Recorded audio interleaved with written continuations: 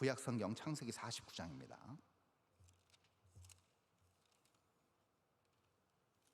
49장 8절에서 12절까지의 말씀입니다. 제가 가지고 있는 성경은 구약성경 78페이지에 있습니다. 창세기 49장 8절에서 12절입니다. 제가 먼저 8절을 읽고 교독해서 봉독하고요, 그리고 12절은 합독해서 그렇게 마무리하도록 하겠습니다. 유다야, 너는 내 형제의 찬송이 될지라. 내 손이 내 원수의 목을 잡을 것이요 내 아버지의 아들들이 내 앞에 절하리로다.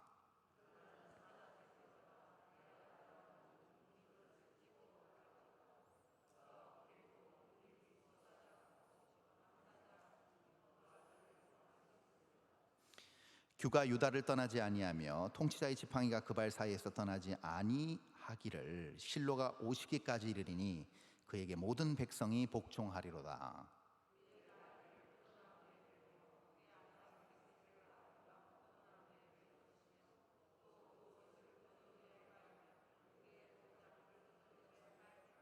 (12절) 함께합니다. 그의 눈은 포도주로 인하여 붉겠고 그의 이는 우유로 말미암아 희리로다. 아멘. 예배 서두에 음향과 마이크 사정이 고르지 못했던 점 양해 부탁드립니다. 다행히 돌아와서 다행입니다. 그렇죠? 말씀을 들을 수 있어서 얼마나 감사한지 모르겠습니다. 마이크 사고는 크다면 클 수 있는데요, 이번에 11호 태풍 흰남노가 훑고 지나간, 정말 핥히고 지나간 정말 그 제주도와 또 영남 남부 지역의 그 상흔들은 정말 이루 헤아릴 수가 없을 것입니다.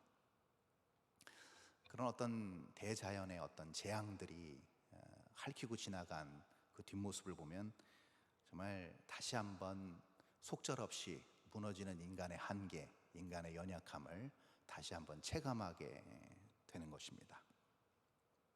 그런데 이번에 그 태풍이 지나가는 그런 모든 과정, 또 그 미리 태풍의 경로가 이렇게 갑자기 변경되는 것을 미리 간파하고 거기에 대한 대비를 할 수 있었던 것을 보면서 정말 대단하다라는 생각이 들었습니다. 대자연 앞에 속수무책으로 우리가 그것을 수동적으로 받아들일 수밖에 없는 그런 어떤 무력하고 나약한 어떤 인간이지만, 그 이면에 그럼에도 불구하고 그 와중에 미리 태풍의 경로와 그 재앙을 미리 예측할 수 있고 거기에 대한 대비를 철저히 할 수 있었다는 것은 정말 대단한 것 같습니다. 그래서 인간이 이뤄놓은 이 문명과 과학기술을 사실 저도 인간이지만 극찬하지 않을 수 없는 그런 일이었다고 할 수 있습니다. 그래서 어떻게 보면 이러한 자연의 재앙과 이러한 우리가 예기치 않았던, 원치 않았던 이런 일들을 우리가 맞닥뜨릴 때 모든 피해를 미리 대비함으로 인해서 최소화할 수 있지 않았을까라는 생각이 듭니다. 너무나도 중요한 것은 미리 무엇인가를 알고 대비하는 것, 이것이 매우 중요하다는 것을 다시 한번 정말 절감하는 그런 계기가 아니었나 싶습니다.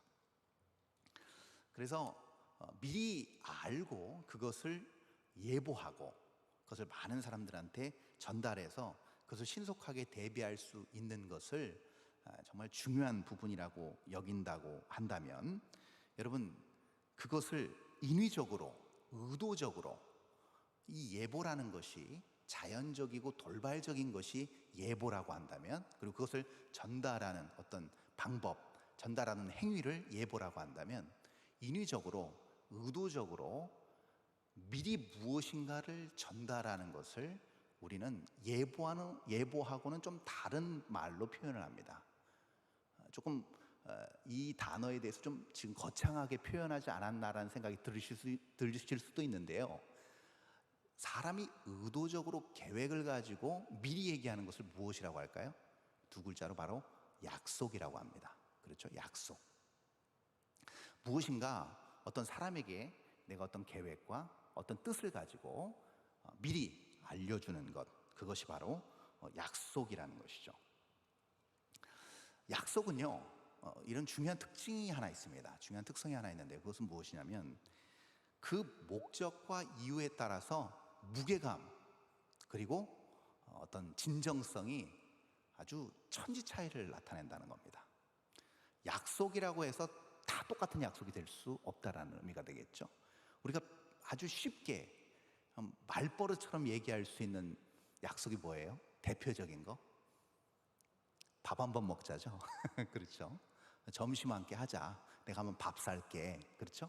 근데 참 그 약속 쉬운 약속이고 언제든지 할 수 있는 약속이지만 참 이면에 동시에 참 지켜지지 않는 약속 중에 하나가 밥 한번 먹자라는 그런 약속이 될 것입니다. 그렇죠. 그 어떤 가벼운 그런 약속이 참 쉽지만 지켜지지 않는 이유는 무엇인가? 그 목적과 이유가 그 역시 지켜지지 않는 이유처럼 가볍기 때문입니다. 쉽게 말하면 먹어도 그만, 안 먹어도 그만이기 때문이겠죠. 그러니까 그 약속은 가볍게 치부될 수 있는 거겠죠. 근데 여러분, 만약에 상황이 태풍을 만나가지고 지금 물살이 밀려 들어오고 있습니다. 나는 고립돼 있습니다. 그런데 고립돼 있는 상태에서 지금 촌각을 다투는 약속이 있습니다. 그 약속은 생과 사를 구분하는 약속이 될 수 있습니다. 그렇죠? 그럴 때는 어떻게 될까요? 그 약속은 굉장히 큰 무게감과 진정성이 느껴질 수밖에 없는 거죠. 119에 전화를 해서 정말 이제 몇 분 안에 내가 죽을지도 모르는 상황에서 119 전화를 받은 구급대원이 조금만 기다리십시오. 제가 5분 안에 구출하러 가겠습니다라는 이 약속은 친구에게 그냥 지나가는 말로 우리 점심 함께 하자라는 그 약속과는 비교할 수 없는 무게감과 진정성을 동반하는 그런 진심 어린 약속일 수밖에 없는 것이죠. 자, 촌각을 다투는 그리고 목숨이 왔다 갔다 하는 이런 약속. 이런 약속에 정말 중요한 또 다른 특징이 있습니다. 이 무게감을 주는 약속의 특징이 있어요. 그 약속의 특징이 그냥 간단하고 편한 약속과 구분되는 그 특징은 무엇이냐면 여러분, 진정성 있고 무게감 있고 생명이 왔다 갔다 하는 그런 약속일수록 세밀한 부분까지 완벽하게 성취돼야 된다는 겁니다. 완벽하게 이루어져야 된다는 얘기죠. 그렇지 않겠습니까, 여러분? 밥 한 번 먹자. 언제? 토요일 아니면 다음 주 아니면 내가 좀 바쁘면 뭐 다음 달 얼마든지 연기할 수 있는 게 밥 한 번 먹자의 약속이 된다고 한다면, 그리고 그 약속이 점심 12시라고 해도 12시 10분이나 20분에 만나도 크게 그 약속이 어긋나지 않는 이유는 그것이 생명과 무관하기 때문일 것이고, 그 약속은 그렇게 크게 진정성 있는 약속이 아닐 수 있기 때문입니다.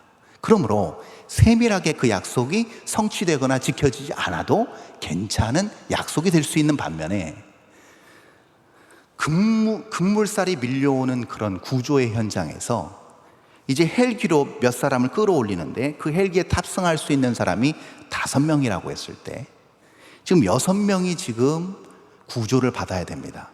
5명을 태워보내고 마지막 남은 한 사람이 기다리고 있는 와중에 구급대원이 이렇게 얘기합니다. 조금만 기다려 주십시오. 제가 10분 안에 와서 선생님 구조하겠습니다. 그리고 갔어요. 자, 그런데 만약에 10분 안에 11분에 와서 구조를 한다고 했을 때 과연 그 현장과 그 모든 상황이 눈 감아줄 수 있고 봐줄 수 있을까요? 없습니다. 그렇죠? 그 상황과 환경이 그렇게 놔두지를 않는 급박한 상황이라는 겁니다. 이만큼 정말 목숨을 왔다 갔다 하게 만드는 생사의 기로에 있는 어떤 그러한 약속은요, 그만큼 정교해야 됩니다.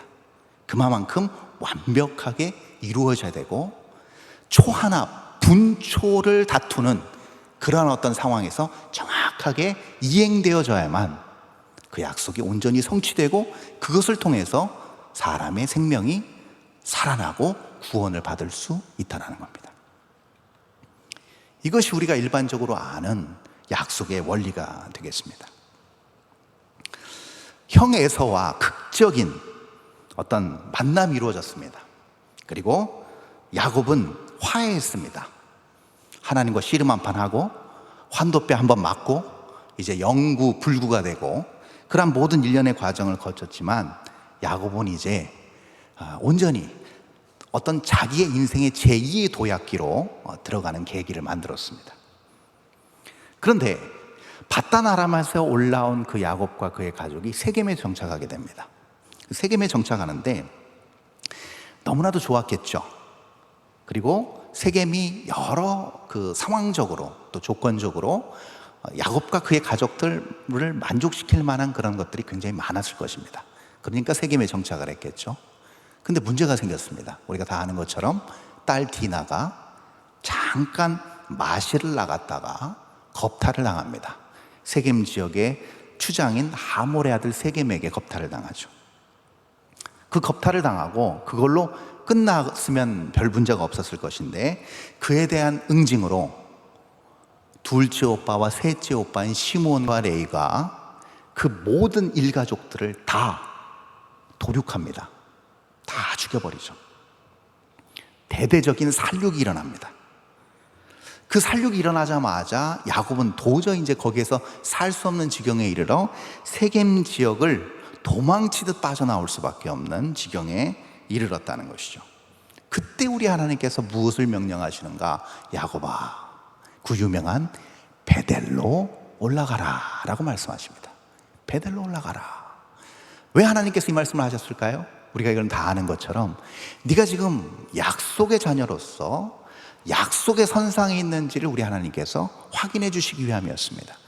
그 인생의 여정, 하나님의 약속에 근거한 인생의 여정이 아닌 다른 곳으로, 네가 원하는 곳으로 이탈했을 때 그거 아니야. 그러니까 하면 안 돼. 다시 내가 원하는 약속의 언약의 기로, 언약의 선상으로 다시 돌아와 라고 말씀하시는 게 바로 이 베델로 올라가라 라는 이 단순한 명령 안에 다 녹아져 있었다는 것이죠. 그러면서 이 같은 약속을 주십니다. 베델로 올라가라 하면서, 자 한번 볼까요? 창세기 35장 11절입니다. 자, 이렇게 나타나 있습니다. 우리 한번 다 함께 읽어보겠습니다. 너무나도 중요한 약속이니까요. 시작. 하나님이 그에게 이르시되 나는 전능한 하나님이라 생육하며 번성하라. 한 백성과 백성들의 총회가 내게서 나오고 왕들이 내 허리에서 나오리라. 아멘. 덤으로 하나님께서 이 약속을 야곱에게 허락해 주십니다. 자, 이 약속을 받은 야곱이 지금 이제 이 엄청난 약속을 이제 노년이 되어서 죽음을 눈앞에 두고 그 아들들이 이제 쫙 자기에게 있는 그 아들들을 다 불러 모아서 이제 이 유언적 예언으로 좀 더 이 하나님의 약속을 구체화시키는 작업을 하는 것이 오늘 본문, 우리가 읽은 본문 창세기 49장이라는 겁니다. 그 중에서도 이 12아들을 다 이렇게 일일이 축복하면서 그 중에서도 특별히 야곱에게 주어진 아까 지금 35장 11절에 나오는 내 허리에서 왕들이 나온다는, 네가 왕의 혈통이 될 것이야 라는 그 왕의 혈통에 대한 내용이 누구에게 전수가 되는가? 12명의 아들들 중에서 누구에게 전수가 돼요? 넷째 아들인 유다에게 전수가 되는 그 이야기가 오늘 우리가 읽은 본문의 이야기라는 것이죠. 자, 그럼 한번 이것이 어떻게 정확하게 야곱의 입을 통해서 전달해져 내려가는지 우리 10절을 한번 보도록 하겠습니다. 본문 10절입니다. 이렇게 나타나 있죠. 10절 다 함께 있습니다. 시작. 규가 유다를 떠나지 아니하며 통치자의 지팡이가 그발사에서 떠나지 아니하시기를 실로가 오시기까지 이르리니 그에게 모든 백성이 복종하리로다. 아멘. 이렇게 나타나 있습니다.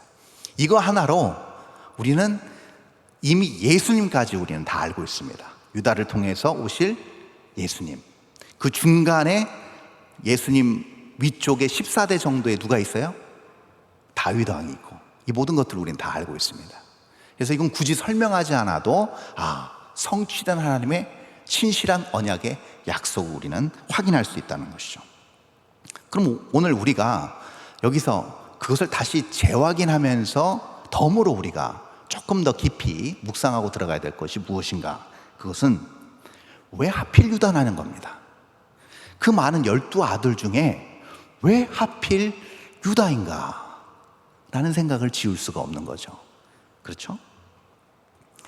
여러분, 이 계보가, 이 족보가 보통 계보이며 족보일 것이 아니잖아요. 그렇죠?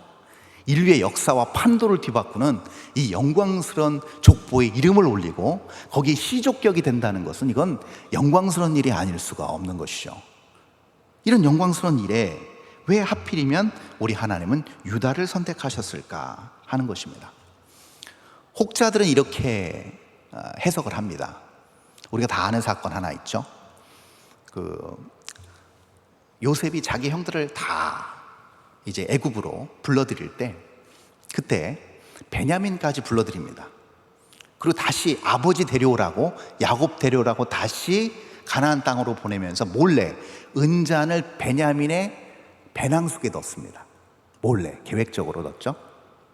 그리고 나서 이제 형들이 간 다음에 몰래 자기 수하의 신하를 보내가지고 어떻게 합니까? 다시 뒤지게 합니다. 이건 다 시나리오에 짜져 있는 계획된 일이라고 할 수 있겠죠. 아닌 게 아니라 보침을 열어보니까 베냐민 그 짐 속에서 뭐가 나와요? 요셉의 은잔이 나옵니다. 이것을 빌미로 해서 요셉이 베냐민을 자기 곁에 두려고 합니다. 그때 갑자기 불현듯 나타난 형이 누구예요? 넷째 형 유다입니다. 유다가 이렇게 얘기하죠. 이 막내 동생은 우리 아버지에게 자기 자신과 같은 존재입니다.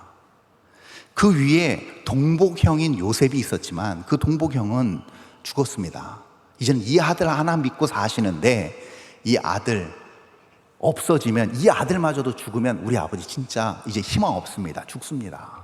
그러니 제가 대신, 이 동생 대신 제가 볼모로 잡히고 이 동생은 보내주시죠 라고 유다가 자발적으로 스스로 자기 동생 대신 남게 됐습니다.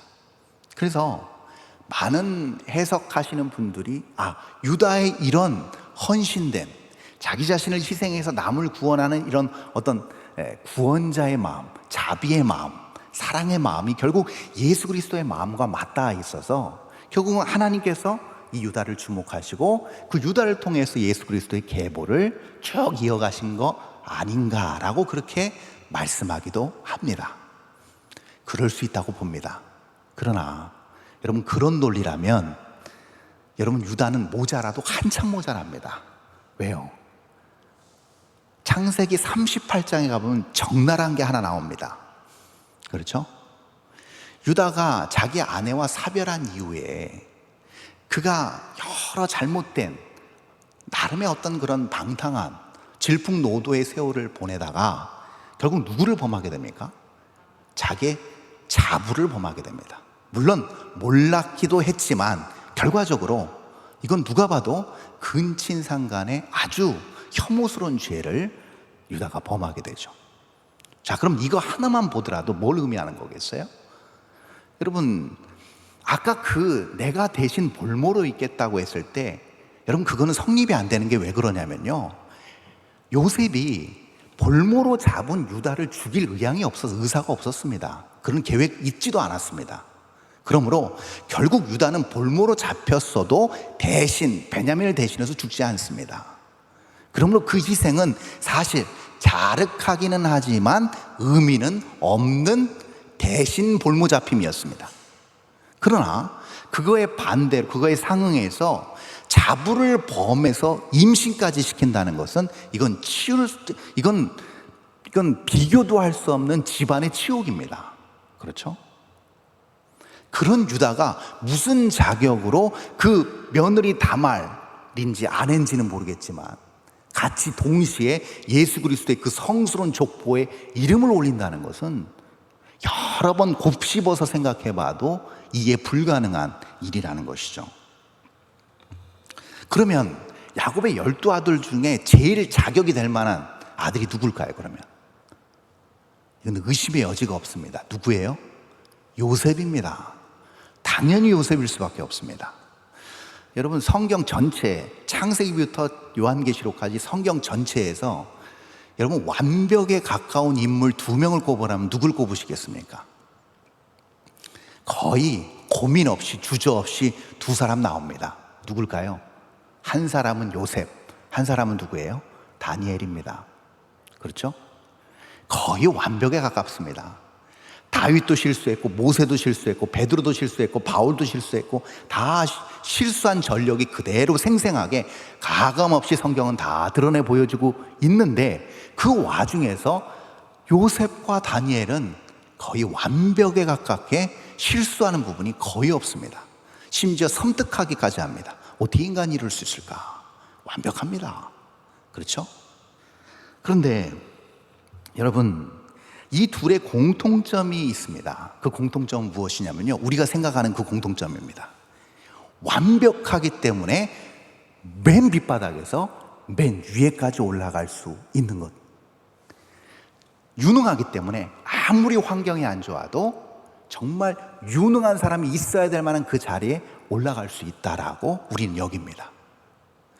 최고의 인적 자원이었습니다. 그렇죠? 완벽한 사람들. 그렇죠? 노예와 죄수와 전쟁포로의 신분이었지만 1인지하 만인지상의 그 자리까지 올라갈 수 있었고, 그 인생이 고공행진했던 삶의 결론은 우리는 당연할 수밖에 없다고 봅니다. 왜요? 여러분, 완벽했기 때문이에요. 믿음은 기본으로 깔려 있고요, 믿음 기본으로 장착되어 있고, 근면, 성실, 기획력, 리더십, 심지어는 뭐까지 있었어요? 수려한 언변을 통한 설득력까지 있었어요. 그러므로 1등 신랑감을 꼽으라면 요셉과 다니엘 빼놓을 수가 없겠죠. 그러니까 보디발의 아내가 매혹될 수밖에 없는 것은 어떻게 보면 당연한 이치였을 것입니다. 그런데 이렇게 대단하고 이렇게 예수 그리스도의 족보에 이름을 올릴 만한 요셉이 당당히 살아있음에도 불구하고 왜 우리 하나님은 당신의 아들 예수 그리스도의 육체적 DNA를 왜 하필 그 이름도 올리기 불편한 그 다말과의 그 모든 행적을, 그런 것들을 자행한 유다에게 심으셨을까라는 것이죠. 왜일까? 그 대답이 바로 오늘 본문 9절에 나타나 있습니다. 오늘 한번 9절 볼까요? 본문 9절 이렇게 나타나 있습니다. 우리 한번 다 함께 읽겠습니다. 시작. 유다는 사자 새끼로다. 내 아들아, 너는 움킨 것을 찢고 올라갔도다. 그가 엎드리고 웅크림이 수사자 같고 암사자 같으니 누가 그를 범할 수 있으랴. 아멘. 여러분, 여기서 지금 유다는 사자 새끼로다 라는 중요한 표현을 쓰면서 너는 움킨 것을 찢고 올라갔도다, 이 표현을 씁니다. 이게 지금 뭘 의미하는 걸까요? 뭘 얘기하는 걸까요? 하나님께서는 야곱의 입술을 통해서 유다의 인생을 어떻게 이끌고 싶으셨기에 이런 수사학적 표현을 여기 지금 9절에 말씀하고 계신 것일까요? 여러분, 중요한 부분, 바로 이 움킨 것을 찢고 올라갔다는 표현입니다. 다말과 그러한 일을 저지르고 나서 다말이 임신을 하게 됩니다. 임신을 하는데, 그 임신을 했는데 그 태중에 쌍둥이, 쌍태가 무럭무럭 자라기 시작했죠. 이게 산딸이 되어서 이제 출산을 하고 있는데 재미있는 일이 하나 벌어집니다. 그 쌍둥이들이 이제 서로 나오려고 하겠죠. 근데 서로 나오려고 하는 중에 누가 먼저 손을 쫙 내미는가? 바로 세라가 손을 쫙 내밉니다. 세라가 싹 먼저 나와요. 나온 것까지 좋았는데, 나왔으면 이제 몸 전체가 나와야 되는데 그렇지 않습니다. 몸 전체가 나오지 않고 손만 나왔다가 다시 들어갑니다.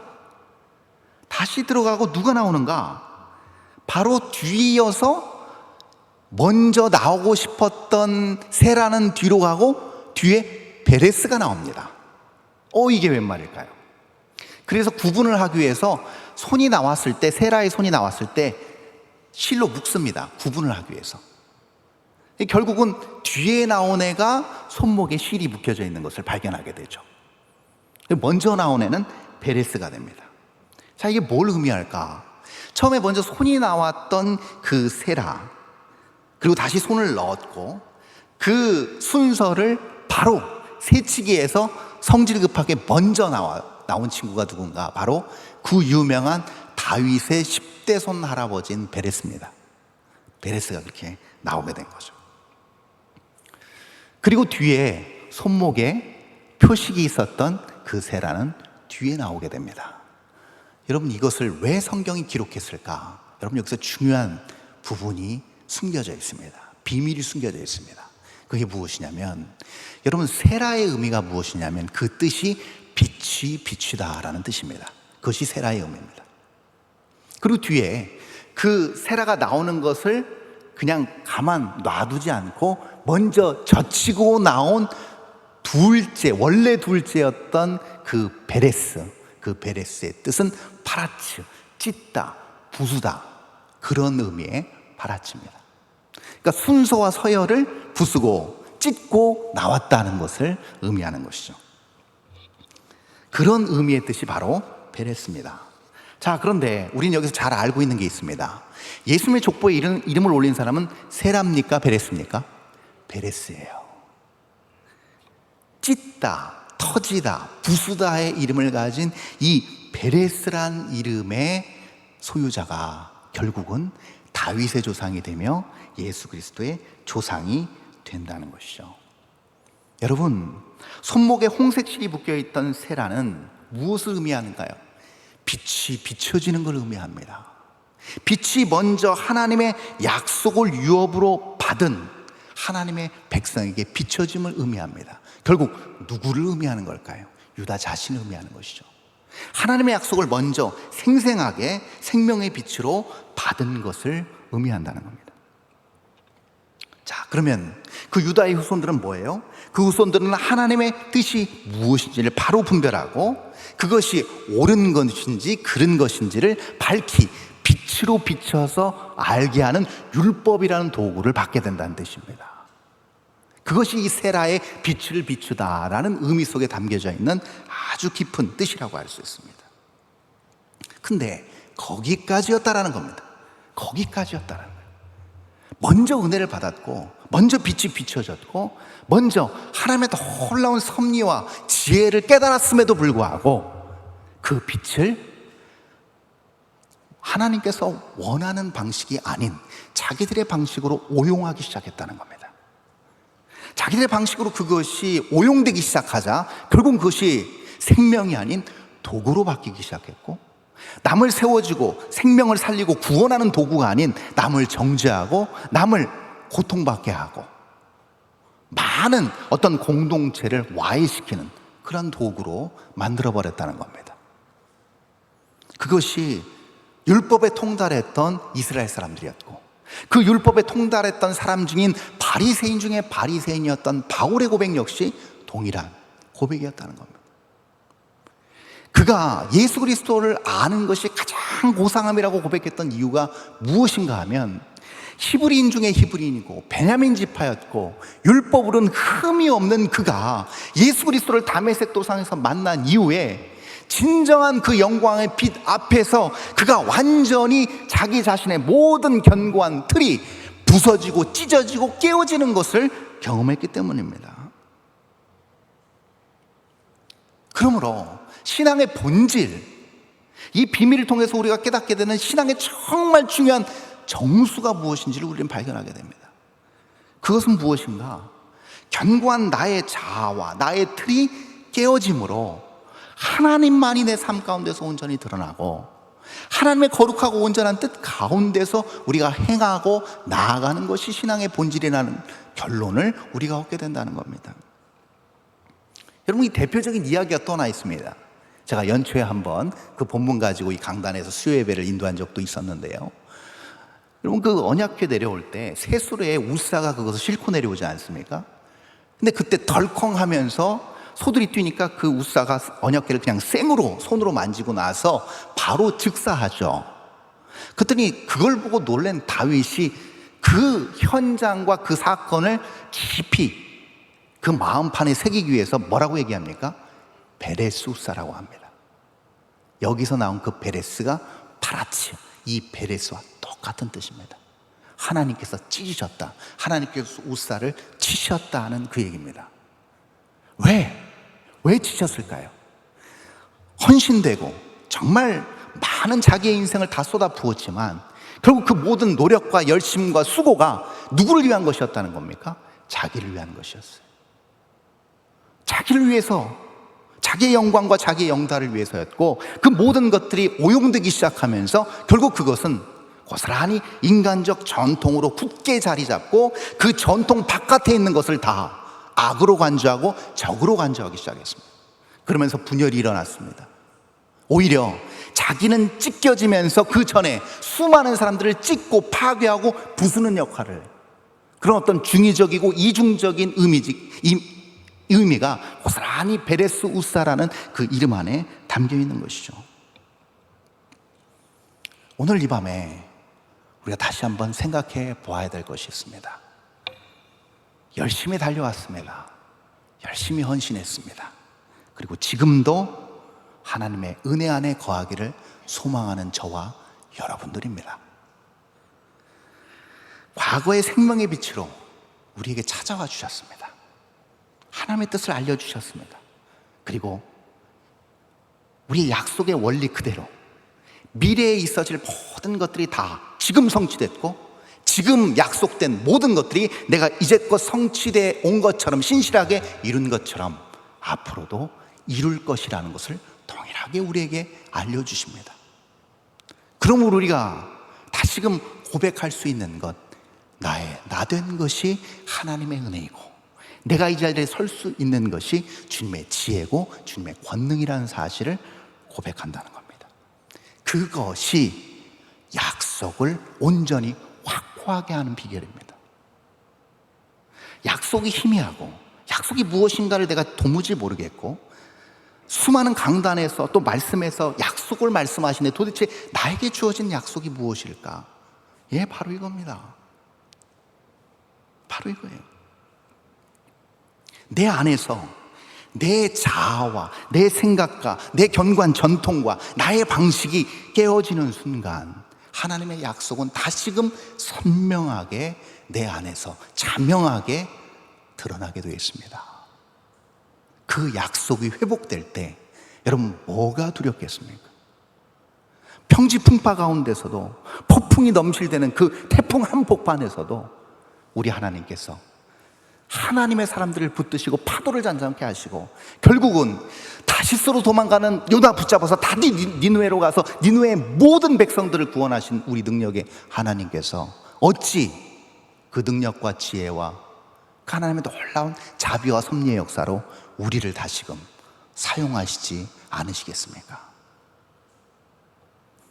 이러한 놀라운 하나님의 약속에 다시금 서서 그동안 영적으로 모해졌다고 한다면, 정신없이 무엇인가에 쫓겨서 달려왔다고 한다면, 이 자리에 서서 이 유다에게 주어진 준엄한 그 수천 년 전의 그 약속이 그대로 성취되고, 오늘 그 주어진 약속은 끊임없이 면면이 흘러 우리의 코끝에 숨이 멈추는 그 순간까지 여전히 끊임없이 흐르는 강물처럼 이어 흘러 우리가 주님 앞에 서는 그날, 또는 주님이 다시 오시는 그날, 온전히 아름답게 변하지 않게 금같이 보배롭게 드러나는 역사, 그 현장, 그 중심에 모두가 설 수 있는 저와 여러분 될 수 있기를 바랍니다. 그러한 놀라운 은혜로 오늘도 진정한 하나님의 변함없는 약속 가운데 신실함으로 그 위대한 세심하게 하나도 빠짐없이 이루시는 하나님 손 붙잡고 동행하시고 함께 하시고 그 과정에서 누리는 놀라운 은혜와 복을 만끽하시는 저와 여러분 될 수 있기를 바랍니다. 기도하겠습니다.